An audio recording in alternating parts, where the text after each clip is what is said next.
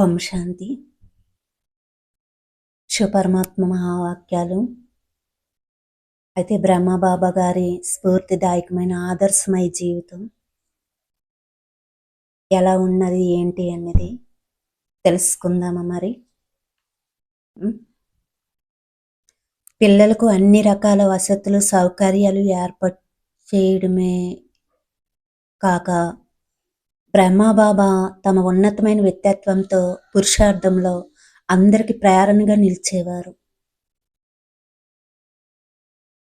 వారి ముఖంలో సదా కనిపించే హర్షితము, అలసట లేని సేవను చూసి అందరూ తమలో ఒక విశేషమైన ఉత్సాహం నింపుకునేవారు.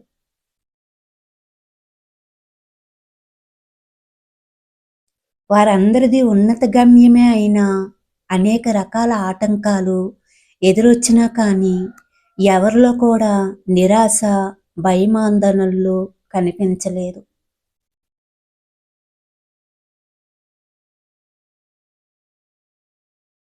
బ్రహ్మబాబా సదా శకుని రూపంలో ఒక స్నేహితునిగా అందరి మనసులను తెలుసుకొని వ్యవహరించేవారు.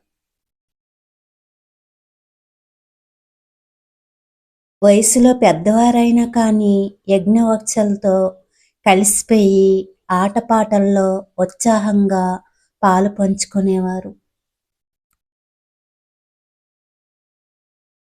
నేను మీ సహాధ్యాయునే అంటూ అందరితో కలిసిపోయేవారు.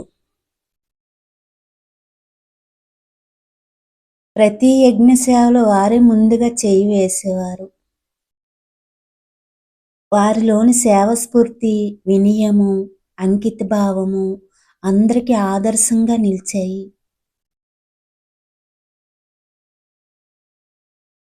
సహకార భావంను ఎలా పెంచుకోవాలో బాబా వత్సలకు బోధించేవారు. కర్మ చేస్తూ కూడా వారి బుద్ధి ఈశ్వర జ్ఞానాన్ని చింతన చేస్తూ నిరంతరము శివ బాబా స్మృతిలో ఉండేది. బాబా యొక్క బుద్ధి సంపూర్ణ ఆత్మిక స్థితిని అభ్యాసం చేసే విధానాన్ని బాబా ప్రాక్టికల్గా తమ కర్మల ద్వారా చూపించేవారు.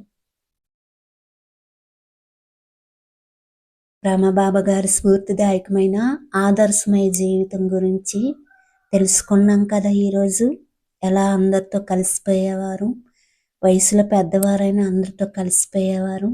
ఎన్ని పరిస్థితులు వచ్చినా సరే ఎవరికి కూడా నిరాశ కానీ ఆందోళన కానీ కనిపించలేదన్నమాట. అందరిలో ఉత్సాహాన్ని, ఉల్లాసాన్ని నింపేవారు బ్రహ్మబాబా. సంపూర్ణ ఆత్మిక స్థితిని అభ్యాసం చేసే విధానాన్ని బాబా ప్రాక్టికల్గా తమ కర్మల ద్వారా చూపించేవారు.